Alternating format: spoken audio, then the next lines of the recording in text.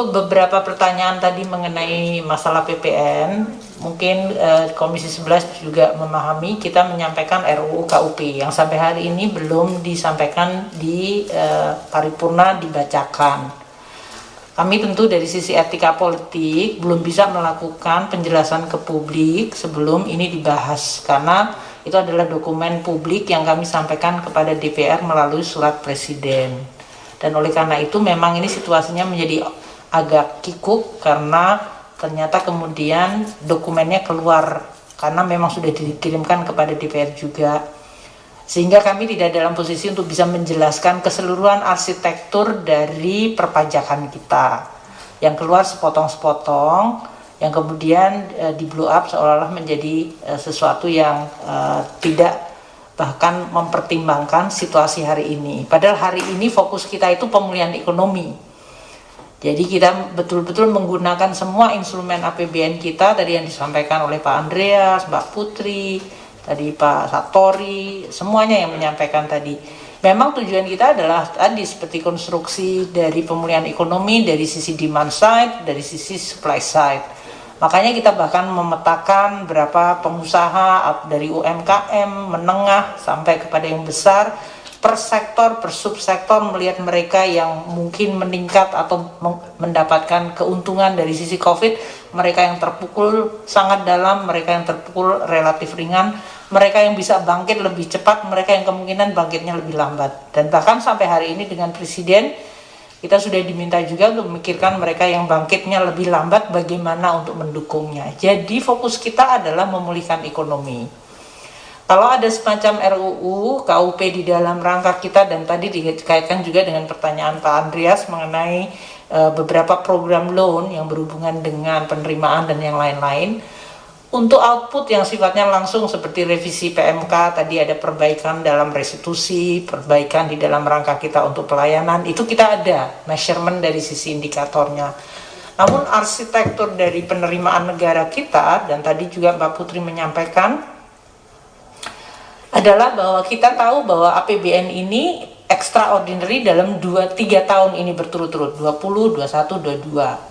Dan kita semuanya juga masyarakat menyampaikan APBN perlu untuk disehatkan kembali. Tapi menyehatkan kembali dengan tetap menjaga momentum pemulihan itu harus dipilih atau dijaga dan dikelola secara hati-hati.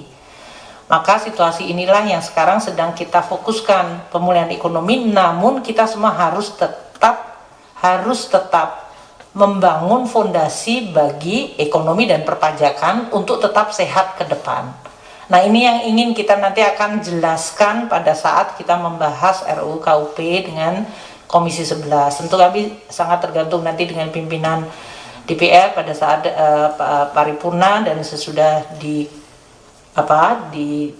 disampaikan kepada Komisi 11 untuk kita bahas bersama, kita bisa melihat keseluruhannya. Dan di situ kita bisa bahas mengenai apakah timingnya harus sekarang, apakah fondasinya harus seperti ini, siapakah di dalam perpajakan ini yang harus bersama-sama, yang disebut prinsip gotong royong tadi disampaikan oleh semuanya, siapa yang pantas untuk dipajaki, itu semuanya perlu untuk kita bawakan dan kita akan presentasikan secara lengkap by sektor, by pelaku ekonomi, kenapa kemudian kita mengusulkan suatu pasal ini, landasannya apa, backgroundnya, dan apakah itu, kalaupun itu adalah arah yang benar, apakah harus sekarang, apakah harus 6 bulan, apakah harus tahun depan, apakah harus, itu semuanya nanti kami ingin membahas secara penuh dengan Komisi 11. Sekali lagi, tentu saya juga meminta maaf, karena pasti semua dari Komisi 11 ditanya sebagai partnernya kami, kenapa ada policy seolah-olah sekarang itu udah naik, padahal nggak ada gitu.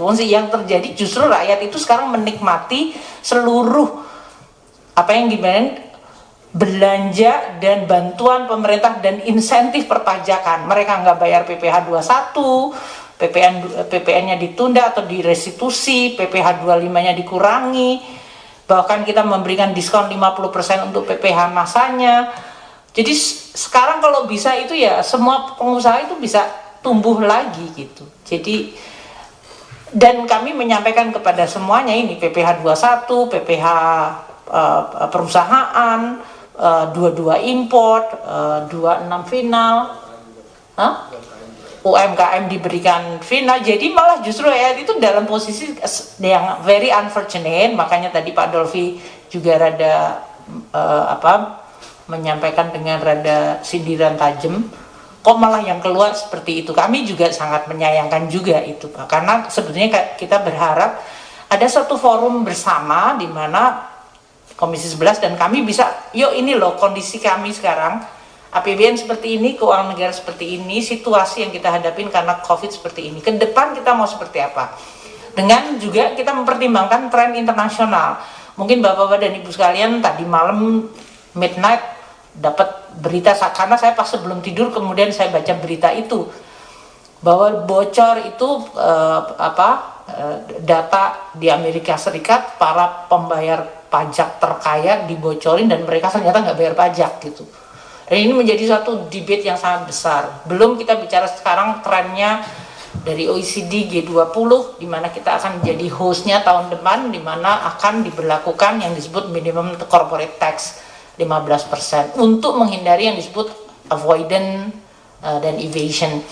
Nah, hal-hal seperti ini saya sangat ingin bisa membahasnya secara lengkap, detail, proporsional, sehingga kita juga bisa bersama-sama mengawal psikologi masyarakat, menyampaikan, mengedukasi, dan Bapak Ibu sekalian, sehingga tujuan bernegara ini tetap kita bisa jaga bersama, pemulihan jalan, masyarakat bisa kembali, dan kemudian APBN secara bertahap akan juga mulai disehatkan.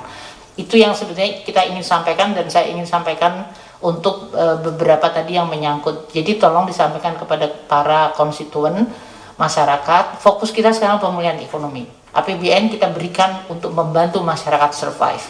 Dari mulai bayar COVID, bayar vaksin, bayar isolasi mandiri, bayar perawatan, bayar UMKM, bayar anak-anak sekolah, bayar internet, bayar segala macam kita berikan APBN sekarang ini. Dan pajak-pajak justru kita sedang relaksasi dan memberikan itu. Dan tidak betul dan akan dibentur-benturin seolah-olah PPNBM untuk mobil diberikan terus sembako pajakin. Itu kan teknik hoax yang bagus banget memang. Jadi kita perlu untuk menyeimbangkan. Saya mohon untuk seluruh para pimpinan dan Komisi 11 untuk bersama-sama kita mengawal dari tadi yang ditanyakan oleh Pak Eki, bagaimana Komisi 11 bisa membantu, yaitu tadi pertama adalah meng-clearkan the air gitu. Nggak mungkin pemerintah melakukan policy perpajakan tanpa didiskusikan dengan DPR. Itu saja dulu jawaban yang paling mantap. Karena nggak mungkin aja itu.